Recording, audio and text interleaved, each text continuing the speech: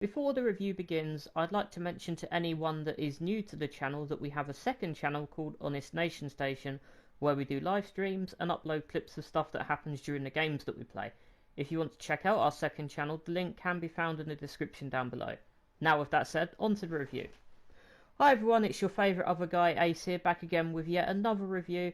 Now, this is on the anime called The Bear's Bear a Bear Kuma. Now, with the title alone, I must admit it caught my attention. Despite the fact that I found it isn't really well known, as I sort of think it just passed by without getting any sort of attention. It's not like it's going to be the next biggest isekai anime though. One day after returning home, Yuna is very excited for a new update for her favourite game, the world's first VR MMO, World Fantasy Online. It always has to be a VR MMO game. It's not like there aren't other genres to pick from. I'd love to see this type of anime based on a first or third person shooter. This revolves around Yuna, who is a budding young adventurer and stupidly overpowered. Since she started playing a game, she quit going to school to continuously play it, something I think most people definitely would want to do. Once some maintenance has been done to the server, Yuna gets a loot box based on how long she's been playing the game for. This is where we get to see the bear costume, and from here we get to see what transpires throughout the show. Now, this anime is watchable, but you just might give up with it because it lacks any form of real substance. The episodes just trickle on by and slowly make you realise you feel like eating a shepherd's pie in front of a warm fire to slowly nod off. It's not the worst isekai I've seen, but improvements definitely need to be made to the story.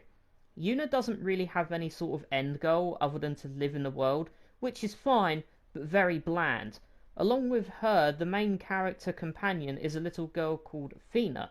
Yuna helps people with whatever issues they might have, and this ranges from simple requests like killing monsters and helping out royalty on occasion. Now, at this point, you might be thinking, but Ace, why should I watch this when there are other decent isekai animes out there already? Well, that's a good question, and to be honest, I have no clue how to answer it. I'd rather watch something else myself. The redeeming qualities in the anime are the comedy. It's not the best, however, it isn't forced down your throat and it follows its own pace, and the comedic value is acceptable. The fights, which are minimal, but still have some fun ideas. The Kraken fight was definitely the best one, and the interaction that the characters have is also good. Not much to go on, I know, but we don't get much here anyway. Other characters aside from Yuna and Fina include Cliff, Noir, Shia, Ella Laura, and Misana. I have no idea if I said those names correctly. Now, obviously these aren't the only other characters, but there are too many to list them all here. Speaking of characters, my favourite and least favourite will come as a surprise. I don't have a favourite character, as none of them were interesting to me, and at the same time, I don't dislike any of them to the point where I would consider them my least favourite. While I did enjoy the anime somewhat, it's incredibly average. It just doesn't have any presence around the more popular isekai animes. Sure, Yuna is overpowered, but that's most isekai protagonists in general anyway. The only thing that really stands out like a sore thumb is the fact that she always wears the bear suit, which is really entertaining to be fair. Just imagine losing a fight to a girl in a bear onesie. I give this a 4 out of 10. Now, onto a new section that I'm going to be doing in my reviews is that I will be including some things that I think they could improve on. Obviously, you're entitled to disagree with me. Now that I've given it the rating, here are some things I feel would improve this anime. Improvements should have been made on a few things. The first being the lack of fights. I get that not every isekai needs to have fights, but Yuna could probably do a lot more in combat, but we mainly only get to see her use basic spells and her bears. For a magic isekai anime, this feels like a letdown. Second would be more travelling companions. Yes, Fina is fine, but when it's just her waiting and talking to herself, the show feels like it's stretching beyond eternity. Having at least one other companion would alleviate that problem. Third is the lack of power comparison between Yuna and the rest of the world.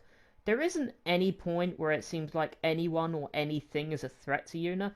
I get that this is more comedic, but having the smallest amount of suspense would not be a bad thing.